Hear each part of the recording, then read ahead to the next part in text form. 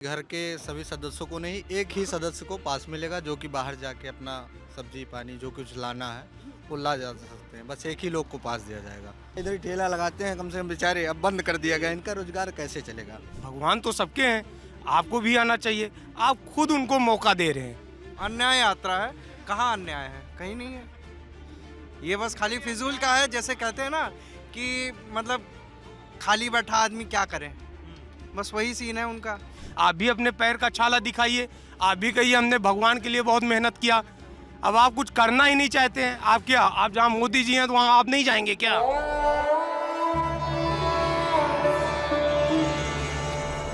ये अयोध्या है। हम इन दिनों यहाँ पर क्यों हैं, लल्लन टॉप की टीम यहाँ पर क्यों है, इसका प्रयोजन साफ है। इसका कोई कारण बताने की अगर ज़रूरत हो तो हम ये बताएंगे कि 22 जनवरी को जो नवनिर्मित और निर्माणाधीन राम मंदिर है अयोध्या में जो बनाया जा रहा है, सुप्रीम कोर्ट में लिटिगेशन के पास होने के बाद साल 2019 में जो सुप्रीम कोर्ट का जजमेंट था उसके बाद जो मंदिर का निर्माण शुरू हुआ था, उस जगह पे वहाँ पे राम मंदिर का निर्माण किया जा रहा है और 22 जनवरी को उस मंदिर में प्राण प्रतिष्ठा की जाएगी। एक बड़ा मूवमेंट और एक बड़ा आयोजन करने की योजना है सरकार की। मेरे साथ स्थानीय लोग खड़े हैं और जिस जगह हम खड़े हैं वो है नया घाट। अगर आप मेरे बाईं ओर जाएं और सड़क पकड़ के आगे निकलें तो पुल पार करके आप गोंडा में प्रवेश करते हैं। पीछे सरयू नदी है, राम की पैड़ी है और तमाम जगहें हैं। इधर अगर आप देखें तो रामानंद सागर कृत रामायण चलाई जा रही है जो कई सालों से यहाँ चल रही है। मुझे याद है कि साल 2018 में जब मैं पहली बार पहली नहीं मतलब रिपोर्टिंग के सिलसिले में पहली या दूसरी बार अयोध्या आया था, तब भी अयोध्या के कई चौराहों पे रामायण चलाई जा रही थी। उस समय मैं तब आया था जब विश्व हिंदू परिषद ने अयोध्या चलो रैली का आयोजन किया था। अब स्थितियां एकदम अलग और एकदम भिन्न हैं। स्थानीय लोगों से सुनेंगे कि अयोध्या की कहानी कितनी बदली है, कहाँ बदली है और किस ओर जा रही है। सबसे पहले कौन बात करेगा ये बताइए। जी बताएं। आपसे क्या नाम है आपका दोस्त? मेरा नाम प्रत्यूष पांडे है। प्रत्यूष जी। प्रत्यूष जी क्या करते हैं आप? मैं अभी तो पतंजलि स्टोर का प्रोप्राइटर हूँ। पतंजलि स्टोर चलाते हैं। यहीं अयोध्या में ही? हाँ अच्छा, एक चीज़ बताइए मुझे जी। कि अयोध्या में जी। क्या क्या बदला है और 22 जनवरी को लेकर यहाँ के स्थानीय लोगों को क्या क्या हिदायतें दी गई हैं, क्योंकि हमने सुना है कि 22 जनवरी को अयोध्या में वही इंसान रहेगा जिसके पास पास होगा और निमंत्रण पत्र होगा। क्या है बताइए प्लीज़। यहाँ पे बोला गया है प्रशासन की तरफ से, जिसका यहाँ पे निवासी का पता होगा, जिस आधार कार्ड में पता हो या जो भी उनका एड्रेस हो उस पे उसका यहाँ का पता होना चाहिए। जिसको निमंत्रण पत्र दिया गया है उसमें ऑलरेडी पास दिया गया है, उसमें पास होना ही चाहिए। वही लोग केवल यहाँ 22 तारीख को प्रवेश कर पाएंगे। बाकी और बाहरी लोगों को 22 तारीख को आने की अनुमति नहीं है।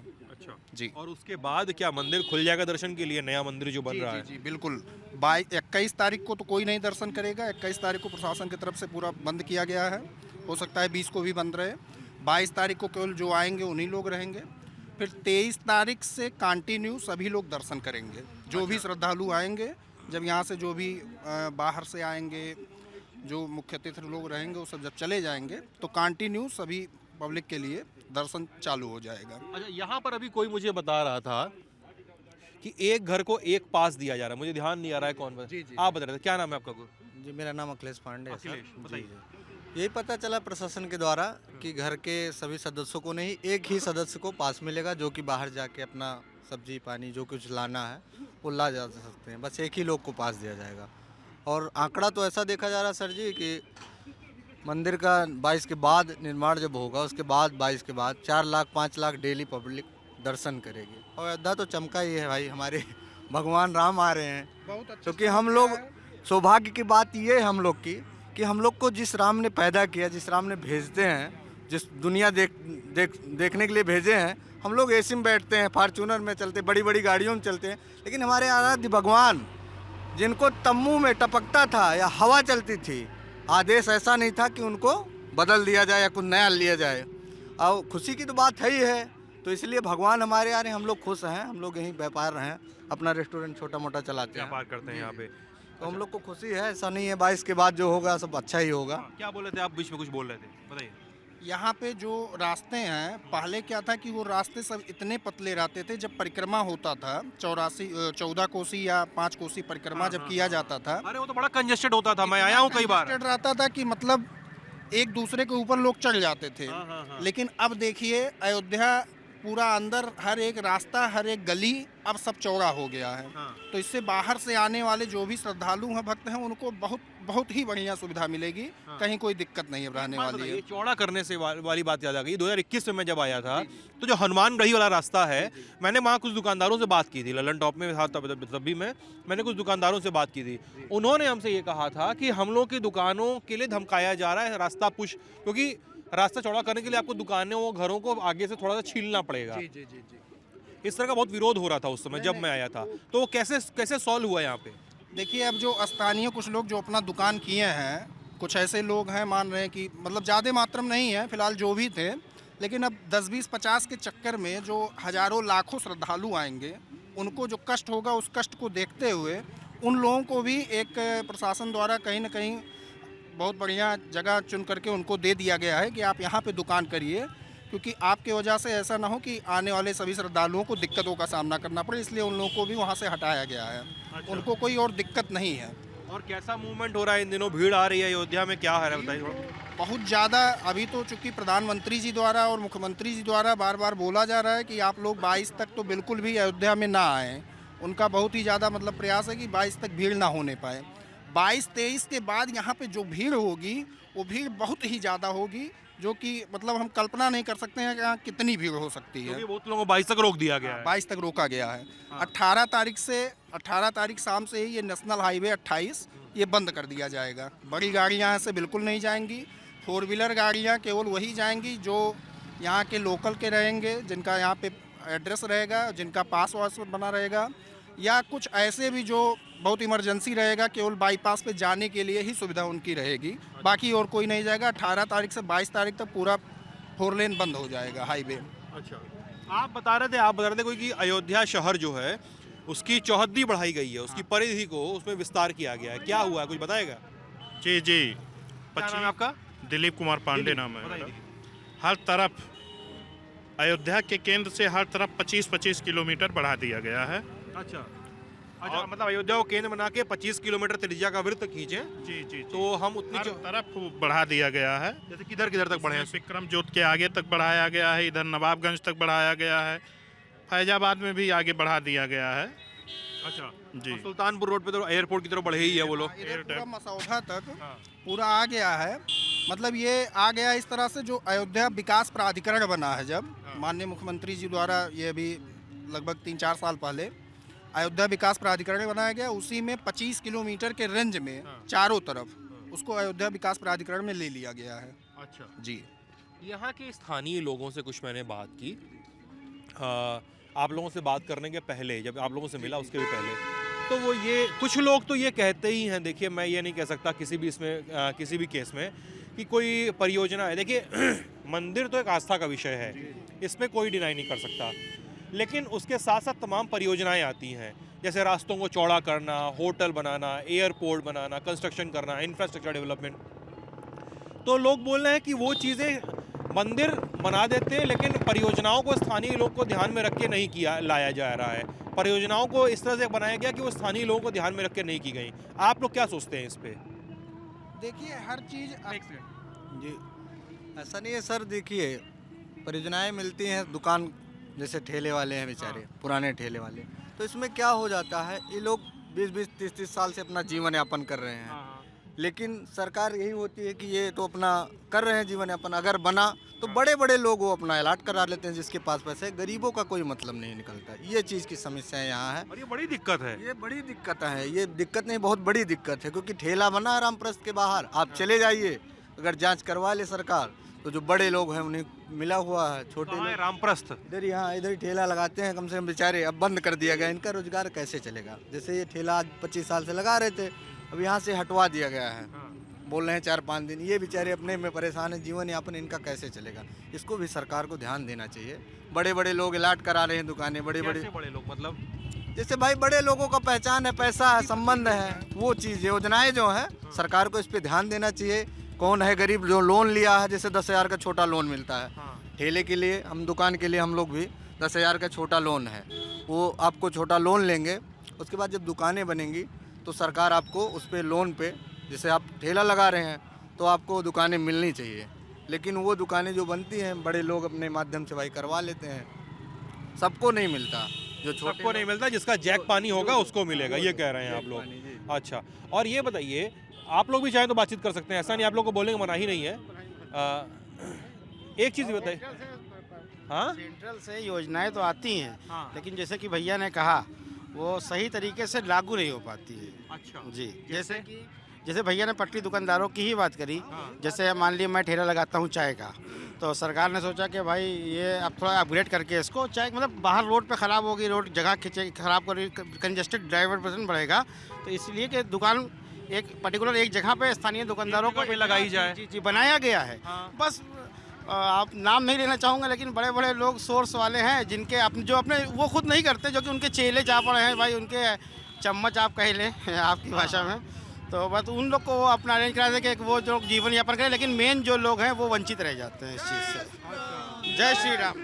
वो लोग वंचित रह जाते हैं। अच्छा, अब एक चीज़ बताइए कि इस मुद्दे पे, राम मंदिर के मुद्दे पे, जो निर्विवाद रूप से बहुत सारे लोगों के धर्म से और आस्था से जुड़ा हुआ है, इस पर एक राजनीति देश में देखने को मिल रही है। ठीक है, यूपी में भी हो रही है, यूपी के बाहर दिल्ली में भी हो रही है, और देश के हर एक हिस्से पे ही हो रही है। जी हो रही है। आप लोगों का इस पे क्या सोचना है? क्योंकि ये इस समय हो रहा है, ये सवाल मैं इसलिए भी फ्लोट कर रहा हूँ कि जब से साल 2024 में हो रहा है, 4 से 5 महीने के अंदर आपके लोकसभा चुनाव खत्म हो जाएंगे, ये नहीं कर रहा हूँ, होंगे, खत्म हो जाएंगे, और देश को एक प्रधानमंत्री मिल जाएगा। तो नया प्रधानमंत्री मिलेगा, प्रधानमंत्री कुर्सी पे कौन बैठता है, ये कौन सी पार्टी बैठती है, ये अलग कहानी होगी, लेकिन नया प्रधानमंत्री और नई लोकसभा शुरू होगी उस समय। तो आप ये बताइए कि इस समय जो राजनीति हो रही है राम मंदिर को लेकर, उस पर कितनी तार्किकता ढूंढ पाते हैं आप लोग, और कितना सही और गलत देख पाते हैं? लोगों के जो सपोर्ट कर रहे हैं उनके तर्क कितने सही हैं, जो विरोध कर रहे हैं उनके तर्क कितने सही हैं? एक वोटर की निगाह से भी आप लोग इस पे सोच सकते हैं। कौन बात करेगा इसमें? सबसे पहले बताइए, क्या नाम है आपका? महेंद्र मिश्रा। महेंद्र, क्या करते हैं महेंद्र आप? भैया पर्सनल वर्क है, हमारा बिजनेस है। पर्सनल वर्क क्या होता है? तो बिजनेस है। बिजनेस है। किस चीज़ का बिजनेस है? LIC का, हम इंश्योरेंस का सेक्टर में है। अच्छा, आप मतलब बीमा एजेंट है। ठीक है, बताइए महेंद्र जी। जैसे हम कहना ये चाह रहे हैं कि प्रधानमंत्री की कुर्सी पे मोदी जी फिर पुनः बैठेंगे, उसके पीछे रीज़न है। अभी मैं बता दूं, जैसे अभी न्योता दिया गया कि आप लोग आइए, आप लोग को भी गाने बजाने के साथ आना चाहिए अयोध्या, मतलब जो कांग्रेस को इंडिया को नहीं दिया, भी आना चाहिए, इंडिया जो अलायंस पार्टी को भी आना चाहिए, पर आप उसका विरोध कर रहे हैं। आप खुद मौका दे रहे हैं, आपको भी गाना बजाना कैसा, राम तो सबके हैं ना, भगवान तो सबके हैं, आपको भी आना चाहिए। आप खुद उनको मौका दे रहे हैं। आपको बीजेपी को बहुत मेहनत नहीं करना है इस बार भी चुनाव में, वो फिर निकाल ले जाना है उसको। हाँ, पिछली बार से कांग्रेस ने मना करे, गलती कर दी, आप ये कह रहे हैं। मना कर रही है। आप भी आइए, आप भी जनता से जुड़िए। कैसे जनता से आप जुड़ेंगे? ऐसे ही जुड़ेंगे ना, आप हम लोग के बीच में आएंगे, आप भी अपने पैर का छाला दिखाइए, आप भी कहिए हमने भगवान के लिए बहुत मेहनत किया। अब आप कुछ करना ही नहीं चाहते हैं, आप क्या, आप जहाँ मोदी जी हैं तो वहाँ आप नहीं जाएंगे क्या? इस तरह थोड़ी ना विरोध होता है भाई। बाहर आप जाएंगे तो दो लोगों के बीच में डिबेट होता है। आप अमेरिका में जाइए, डिबेट होता है। यहाँ डिबेट तो छोड़िए, अगर उसको आमंत्रित किया जाता है तो वो कहता है हम जाएंगे ही नहीं। हम वो ये बोल रहे हैं कि ये भाजपा और RSS का इवेंट है। नहीं, ये भाजपा क्या, राम केवल भाजपा और RSS ही के हैं क्या भाई? कांग्रेस ने भी तो दरवाजा खुलवाया था। राजीव गांधी की सरकार थी उस समय 1986 में। हाँ, 3 बार आ चुकी हैं कांग्रेस की इंदिरा गांधी यहाँ पे। ठीक, मोदी जी अभी 1 ही 2 बार आए हैं। 1989 में 89 में जब कार सेवकों ने यहाँ पे भूमि पूजन किया था, तब शिलान्यास किया था, तब राजीव गांधी की सरकार की तरफ से उनको एसेंट दिया गया था, ये कहा जाता है। तो अब आप कमरे के अंदर बैठे हैं, मोदी जी हाईलाइट हो रहे हैं, ठीक है, तो आप कैसे विरोध कर पाएंगे भाई? आप भी जनता के बीच में रहिए, घुले मिलिए, आप भी छाला दिखाइए पैर का कि हमने भी बहुत पसीना फेंका, सही, तभी तो आपको जनता लाइक करेगी। अब आप दूर दूर से कैसे, ऐसे राजनीति नहीं चल पाएगी। 3000 किलोमीटर चले तो छाला निकला, तो और छाला निकला ऐसा कि 3 राज्य हार गए। अच्छा, आप राहुल गांधी की भारत जोड़ो यात्रा पे बता रहे हैं। जी जी जी। क्या नाम है आपका? मेरा नाम आशुतोष सिंह है, मैं लोकल यहीं का ही हूँ, अयोध्या का। और मैं बस ये कह रहा हूँ, जैसे इन लोगों ने, जनता ने निकले तो छाला निकला तो वो ये बोल रहे थे, आप उस पे कुछ बोल रहे हैं। हाँ, मैं उसी पे कह रहा हूँ। और जैसे राहुल गांधी जी, हाँ। ठीक है, उन्हीं पे बात चल रही है। अब उनका एक और है न्याय वाला, दोबारा चल रहा है, जो कि वो भारत पश्चिम न्याय यात्रा। जी, अन्याय यात्रा है। कहाँ अन्याय है? कहीं नहीं है। ये बस खाली फिजूल का है। जैसे कहते हैं ना कि मतलब खाली बैठा आदमी क्या करे, बस वही सीन है उनका। और रही बात, जैसे आपने कहा कि बीजेपी और आरएस, देखिए जैसे आपने कहा कि बीजेपी और आरएसएस का ना, ये पूरे विश्व का त्यौहार है। मैं चाहूँगा कि पूरे विश्व के जितने भी लोग हैं, जितने भी, चाहे वो हिंदू हों, चाहे वो और भी किसी धर्म जात के लोग क्यों ना हो, उनसे यही रिक्वेस्ट रहेगी मेरी कि 22 जनवरी को अपने घर में दिए जलाएं, लाइटनिंग करें, खूब फटाके फोड़े, और कम से कम ये चलता रहे। मैं कह रहा हूँ 22 जनवरी नहीं, ये निरंतर चलता रहे। जी। और अगर इसके बारे में जब मैं लोगों से सवाल कर रहा था, मेरा सवाल बस इतना सा था कि लोगों के विरोधों में, जिनका इन महेंद्र जी ने इसका थोड़ा सा तार्किक जवाब दिया, उनके अपने तर्क सही है, गलत है, वो अलग कहानी है, लेकिन तार्किकता ढूंढने की बात है। उनका विरोध करना कितना, उनके विरोधों में कितना तर्क दिखाई देता है, और जो इसके पीछे जो पॉलिटिक्स हो रही है। देखिए, मैं और आप कोई भी इसे डिनाई नहीं कर सकता कि देश में राम मंदिर का मुद्दा एक पॉलिटिक्स का विषय रहा है। हाँ, बिल्कुल। क्या आप लोग इसे डिनाई करेंगे? ये पॉलिटिक्स के केंद्र में रहा है हमेशा। पार्टियों ने इसको अपने अपने तरीके से भुनाने की कोशिश की थी। साल 1991 के चुनाव में कांग्रेस मैनिफेस्टो लेकर आई थी, इसमें उसने कहा था कि हम राम मंदिर बनवाएंगे, लेकिन बाबरी मस्जिद को नुकसान किए बिना। और भाजपा तो लंबे समय से कहती रही है कि हमारा राम मंदिर हमारा मुद्दा है, ठीक है, इसमें तो कोई कहना ही नहीं है। तो ये पॉलिटिक्स हुई है हमेशा इस पे, सपा और बसपा सब लोग इसमें शामिल रहे हैं। मैं बस इतना बोल रहा हूँ कि इस पॉलिटिक्स में जब उतर रही है ये चीज़ें, तो इसमें तर्क कितना दिखाई देता है आप लोग? मेरा सवाल इतना है। आप कुछ बोल रहे थे, मैं इनसे बात कर रहा था। सर ये बात ये है कि देखिए, जस तो मिलेगा, मोदी सरकार में ही बन रही है राम मंदिर, यश मिलेगा उनको जी, इसका। जी, जी। हाँ, यस इन्हीं को मिलेगा, जी। क्योंकि लोग यहाँ आते हैं। पहले आते थे आप लोग, इतना अयोध्या में लोग, पब्लिक आती थी या लोग आते थे? आप बताइए। सफाई नहीं होती थी, एक महीना मेला हो जाता था, 2-2 4-4 महीना गंदगी सफाई। कोई मुख्यमंत्री आता था, जितनी बारी होगी, आदित्यनाथ महाराज जी आ रहे हैं, लगातार 2-2 दिन रात रुकते हैं यहाँ के अयोध्या में, 2-2 एक रात रुकते हैं, वो मुआयना करते हैं। कोई नहीं आता था। ऐसा नहीं है, भाजपा जो आ रही है दोबारा आएगी, और राम भगवान को लाई है तो भगवान उनको भी सबको लाएंगे हम लोग मिलके। ऐसा नहीं है। और काम करना चाहिए, युवाओं को भी रोजगार देने का काम करना चाहिए, भर्ती निकालना चाहिए। क्या इसमें गड़बड़ा रही है भाजपा? भाजपा गड़बड़ा रही, क्योंकि हम लोग भी बीएससी किए हुए, मैथ से ऐसा नहीं है सर, और वैकेंसी निकल नहीं रही तो एज खत्म हो जाता है। फिर कमाने खाने का भी जीवन होता है ना, ऐसा थोड़ी कि बस कुछ दिन तक आप 30 साल तक कोई चीज़ देख रहे नहीं सफल हुए तो फिर आप जीवन कैसे गुजारेंगे? तो भाजपा को ये भी करना चाहिए इसके साथ। और तो राम भगवान हमारे आ ही रहे हैं, खुशी की बात है। केंद्र सरकार ने और राज्य सरकार ने क्या इस दिशा में काम किया है, नौकरियों के क्षेत्र में और इस क्षेत्र में? जो भी कोई बात नहीं। इधर इधर मैं ये कहूँगा, जैसे इन्होंने कहा कि मतलब जॉब्स नहीं है, ये सारी चीज़ें नहीं है। मैं खुद बताऊँ, मैं शुद्ध बेरोजगार हूँ।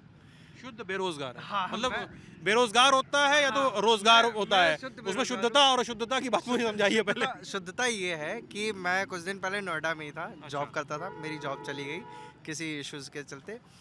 तो जब मैंने सुना कि हाँ अयोध्या में अपॉर्चुनिटीज़ आ रहे हैं, सारी चीज़ें आ रही हैं, तो मैंने कहा कि चलो घर वापस चलते हैं, वहीं पे कुछ नहीं करें। ऐसा सोचता है इंसान। हाँ, ऑब्वियसली। और इवन तो मैंने अपने फ्रेंड्स को भी कहा है कि जो लोग अयोध्या के ही प्रॉपर रहने वाले हैं, जो लोग आस पड़ोस के रहने वाले हैं, मैंने उनको एक बार कॉल मैसेज किया, ठीक है, मैंने कहा भाई घर पे आ जाओ, पान की ही दुकान लगा लो, कोई दिक्कत नहीं, चलेगी, प्रॉपर्टी है, होटल बना लो, 4 कमरे का होटल बना लो, चलेगी। अब तो दुकान हमारी चलेगी।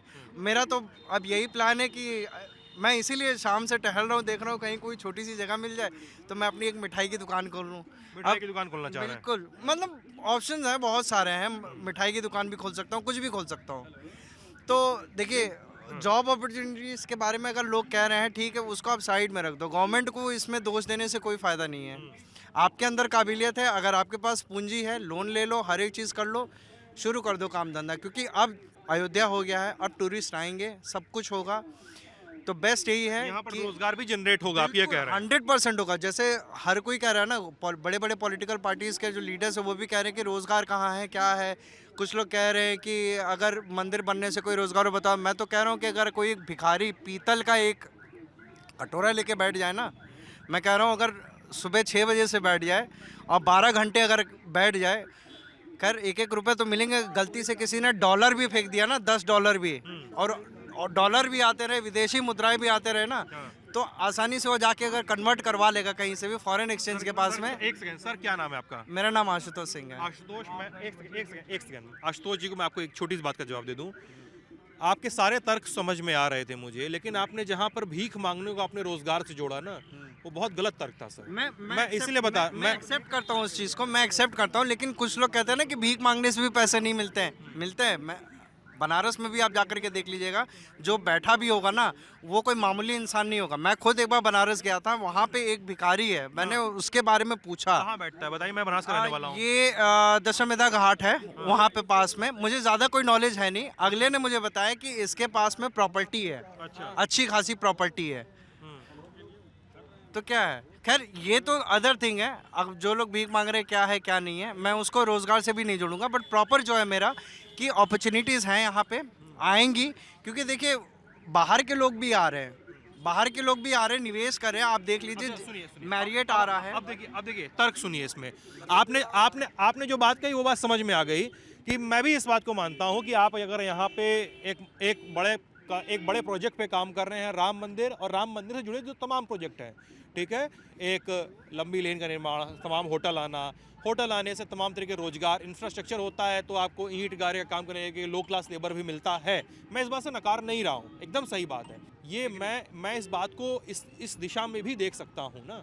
मैं भी तो एक वोटर हूँ ना, मैं भी तो इस देश का नागरिक हूँ ना। इस देश का बहुत बड़ा हिस्सा है जो सुबह उठ के खेत में पानी लगा के कच्छा और बनियान पहन के दौड़ने जाता है सड़क पे, क्योंकि उसको भर्ती में हिस्सा लेना है। अब इस बात से नकार रहा हूँ, किसी को नकार तो बता दीजिए। वो खेत में आके पानी बंद करता है, फिर घर पे आके 2 घंटे पढ़ता है, क्योंकि उसको रिटर्न निकालना है। फिर जाता है मंडी, फिर आता है, फिर उसको क्योंकि फिर आता है, फिर जाता है, खा के सोता है, क्योंकि शाम को फिर से दौड़ने जाना है उसको। फिर आगे पढ़ता है, खेत में पानी लगा के बंद करके तमाम काम करके, लक्ष्य है कि उसको भर्ती में जाना है। उसके सवाल भी तो वाजिब हो सकते हैं ना। इस पे मैं ये कहूँगा, जैसे आप कह रहे हो कि गवर्नमेंट जॉब्स के लिए जो है ना, सबसे बड़ा इशू क्या है। मैंने भी खुद 2 बार गवर्नमेंट जॉब के लिए अप्लाई किया, राइट। मैंने 2 बार गवर्नमेंट जॉब के लिए अप्लाई किया, 2 बार रिजेक्ट हुआ, ठीक है। रीज़न क्या था? रिजर्वेशन। मैं जनरल में आता हूँ, मैंने मेहनत भी की, हर एक चीज़ भी किया, लेकिन मेरा सिलेक्शन नहीं हो पाया। रीज़न था कि मैं जनरल कास्ट में आता हूँ। किस एग्जाम, कौन सा एग्जाम दिया था आपने? मैंने एसएससी का दिया था। कितना कट ऑफ था उस साल? एग्जैक्ट मुझे पता नहीं, बट मेरा आया था। किस साल की घटना है ये?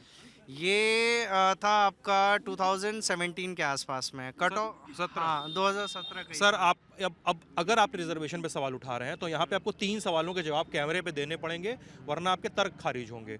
आई एम सॉरी कि मैं पूरी बहस को ऐसे करता हुआ दिख रहा हूँ आपको कि अरे यार ये क्या बात हो रही है, लेकिन ज़रूरी सवाल है, क्योंकि आप रिजर्वेशन पे सवाल उठा रहे हैं, इस देश की संवैधानिक व्यवस्था पे सवाल उठा रहे हैं, ठीक है। अगर साल 17 में एसएससी दिया था आपने, तो एसएससी में उस साल कट ऑफ कितना था? नंबर 1। एसएससी में उस साल अनरिजर्व्ड कैटेगरी का कट ऑफ कितना था? नंबर 2 सवाल। और नंबर 3 सवाल एसटी और एसटी कैटेगरी का कट ऑफ कितना था?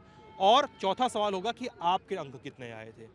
इस पर ही सुनिए मैं अपना बता अरे सुन दूंगा मेरा लीजिए, कितना था। इस पर ही पता चलेगा कि आपका तर्क कितना जायज़ है और कितना नाजायज़ है। मैं साफ कह रहा हूँ, मुझे कोई गुरेज नहीं कहने से।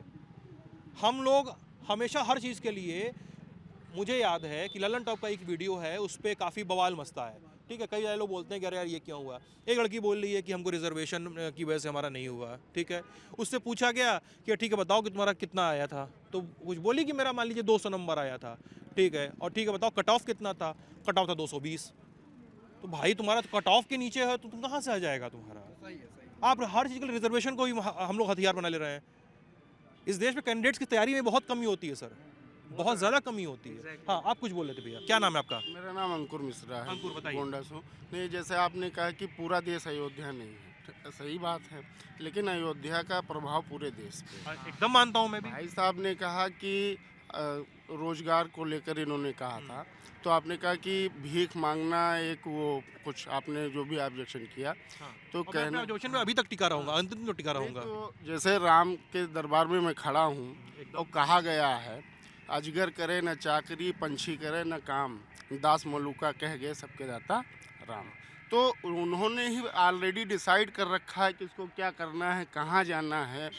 सबका मोटिव देखिए, हम चुनते हैं 90% हम मेहनत करते हैं, 10% भगवान का सपोर्ट रहता है। सिर्फ यही कहना चाहता था मैं। आप मतलब आप इसमें कहते हैं कि कुछ भगवान पर भी हमको छोड़ना चाहिए, उसकी इच्छा, भगवान की इच्छा पर भी कुछ छोड़ना चाहिए। हाँ, एक चीज़ और हम कहना चाहेंगे आपके चैनल के माध्यम से कि आज के 4 या 5 साल पहले जब हम लोग घर से आते थे अयोध्या, आप कहाँ के रहने वाले हैं? गोंडा गोंडा से, ओके। ज़्यादा दूर है नहीं, हाँ हाँ, पुल पार करते तो जिला शुरू हो जाता है। जिला शुरू हो जाता है। तो यहाँ कोई नज़र नहीं आता था, हम बता दें आपको, कोई नज़र नहीं आता था। हम लोग वहाँ से सीधा पानी लाते थे, यहाँ पे जो 2-4 लोग बैठे रहते थे हम लोग देते थे, नागेश्वर नाथ जल चढ़ाते थे हनुमान जी को। अब इधर हम देख रहे हैं जब ये हाईलाइट होने लगा तब अब यहीं के लोगों को परेशान किया जा रहा है। तो थोड़ा गवर्नमेंट को भी ये सोचना चाहिए कि यहाँ के जो लोग हैं, आजू बाजू के लोग हैं, उनको सताया ना जाए। इन द सेंस थोड़ा समझाइए इस बात को। दुकान लगी हुई है, अभी वो भैया बता रहे थे, ये बुरे वक्त के साथी थे, ये बुरे वक्त के साथी थे, तो इनको आप ख्याल में रखिए, इनका अच्छे से बंदोबस्त करिए। वो बुरे वक्त के साथी थे जो वहाँ पे बैठे थे, वो सरजू जी के स्थान पे बैठे रहते थे, ठीक, मलबा पड़ा रहता था वो फेंकते थे। आज तो पूरी कंपनी आ गई, मार न्यूज़ चैनल वाले आ गए, आज तक आ गया, इंडिया टीवी आ गई, जी न्यूज़ आ गए, लल्ला आप भी आ गए, ठीक है, बड़ी बड़ी कार आ गई, बसें आ गई, इंफ्रा होने लगा। आप पीछे के भी साथी को साथ में लेकर चलिए, सबका साथ सबका विकास जो आपका स्लोगन है, आप किसी को परेशान ना करिए, ठीक है, आप विकास भी करिए, आप इन लोगों का ख्याल भी रखिए, सर्वांगीण विकास जिसको कहते हैं ये ठीक है। क्योंकि हम देखे हैं, आज के हम 3 साल 4 साल पहले जब आया करते थे गुरुजी, नागेश्वर नाथ हम लोग जाते थे, वहाँ पे केवल बेलपत्र मिलता था, भैया गलत तो नहीं बोले, बेलपत्र मिलता था। आओ यहीं से बैरिकेड, अरे उधर हो उधर हो उधर हो, अरे ठीक है, इन दुकान वालों के लिए एक अच्छा सा जगह आप निकाल दीजिए, इनकी भी रोज़गार चले। आपको जो करना है आप करिए, आप तो राम के हैं, आप राम भक्त में चूर हैं, हम लोग भी चूर हैं, बस। और क्या कहना चाहते हैं, इसी के साथ हम जय श्री राम कहना चाहते हैं। थैंक यू भैया।